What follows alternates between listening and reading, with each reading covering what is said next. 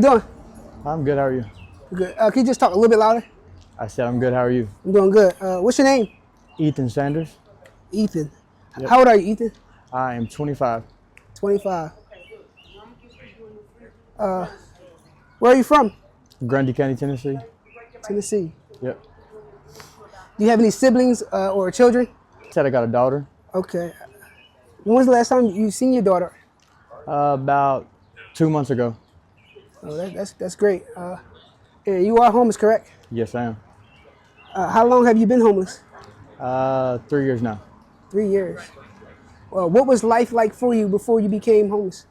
Actually, it was great. I had a wife, kid. It was normal, a normal old life. Yeah. Just I fought in MMA, and I made $2,000 every time I fought. Wow. Yeah, so I was on the road a lot, but you know what I mean. Yes. So why'd you stop fighting? Because my wife died. Wow. And I'm sorry to hear that. Thank you. Have you spoken to your other family members? No, I haven't talked to none of them in a long time. Do you currently have an addiction? Yeah, fentanyl. How did you get introduced into fentanyl? My dad gave me my first shot at 13-year-old. 13 years old? Yep. Have you tried getting rehab? I don't feel like it would work until you're ready, you know what I mean? So you're saying you're not ready? no, not right now. Any particular reason why you're not ready? I'm still dealing with myself, basically, Yeah. all the pain and stuff. But I've never really, actually dealt with her, her passing away and everything that happened. Yeah. But that's all I've ever knew, though. Right. Yeah. Well, how do you do the fentanyl? I inject. Inject? So IV? IV, yeah. And, do you always use like clean needles? Or? Yes, I do. How does it make you feel? It makes me feel comfortable. It numbs everything. Yeah. It makes it where I can actually talk to people and stuff like that. Right. And still, I usually just don't talk to nobody usually, but yeah. Do you feel it affected your life? It is. It's took me to a whole different place. Yes. It took me to hell. It took me to, you know what I mean? Right. So some of my happiest times, but really, I'm not gonna lie, it's hell. It really is. What's one of the worst things you saw being out here, being homeless? I watched a friend of mine die. They used as many Narcan as they could to get her back. Wow. And they just couldn't get her back. Well, did that? I did CPR on her for 15 minutes. Wow. And before the ambulance got there. I'm sorry about your friend. Thank you. Did that situation, traumatize you to make you like not want to, do drugs? Actually, I think it pushed me more to do more of them because it kind of hurt me a little bit knowing her for that long. Well, being out here, how do you support your habit and eating and things of that sort? Well, I'm not gonna lie, I sell. Okay. And I just hustle any way I can. Right. Hitting licks, whatever you got to do. Right. So you say you sell fentanyl? I do. Okay. Does the knowing like the danger and how deadly fentanyl is scare you or your customers that that you're selling to? Yeah, it really does. I mean, like handing it to somebody, I've got to know that they have done it for a long time before I even hand it to them. Yeah. If I'm not going to give it to you, I'm not going to give it to you if it's your first time. I don't want to be part of that. You know what I mean? Yeah. I'm not going to ruin your life. I'm not going to, I'm not going to kill you. Right. Does it scare you that, just a little bit of it can kill you? No. Or a bad batch can kill you? It doesn't scare you at all? No.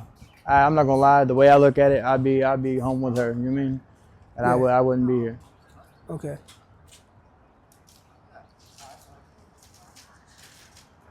Anything happened to you personally being out here? I mean, a lot. Like I've been from jump to shot to stab to. Care to give a short story of one of those incidents? About 3 years ago, I was stabbed twice. It was actually in Tent City. when I got stabbed, I actually walked. I walked all the way out of Tent City before I passed out at the bus stop. But it was one of my best friends that I thought was my good friend for a long time. Wow. And all it was over a gram of fentanyl. Wow. And that's how it's where to take you. I mean, you'll kill somebody for it. Yeah. And I don't get why. Well, I'm sorry that happened to you. And, you know, glad that you're here today. Glad to be here. Do you have goals you still want to achieve? Get back with my daughter. Okay. You think that would take you, you know, being clean off the fentanyl? Oh, I won't be around her unless I'm on fentanyl. Okay. Like when I go to see her, there is no way I'll do it. Yeah. So your daughter, wouldn't that make you want to, you know, stop the fentanyl, you know, rather sooner than later? Yeah, I'm not gonna lie. I've thought about going to rehab just recently. So yeah. Yeah. Well, that's good. But you know, if I'm not done, I don't want to come back into her life and then leave. You know what I mean? Again. Yeah. That'd be defeating the purpose. Yeah.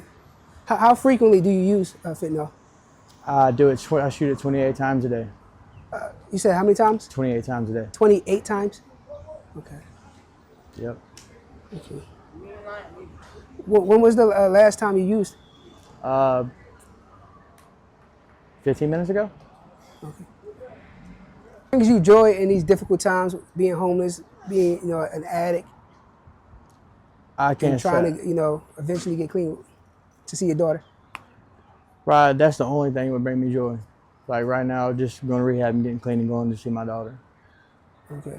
Out here, man, I'm not gonna lie, I've seen a little tiny bit of happiness. Yeah. Not much. Anything, like any advice you want to give people dealing with addiction or homelessness that see this? If you don't do it, don't try it. Right. Because if you try it, you'll fall in love with it. Okay. And basically, I'd listen to everybody that told you not to. Yeah. Because it could take you to hell. Okay. Any last thing that you want to say to people that see this, you know, possibly family members that see this? I hope to God you never got to go down that road. Okay. And if you do, I hope to God you make it back. Yeah. Okay, well, I hope that, you know, you can get clean and get back reunited with your daughter and live a better quality of life. Thank you for that. Okay, I appreciate it.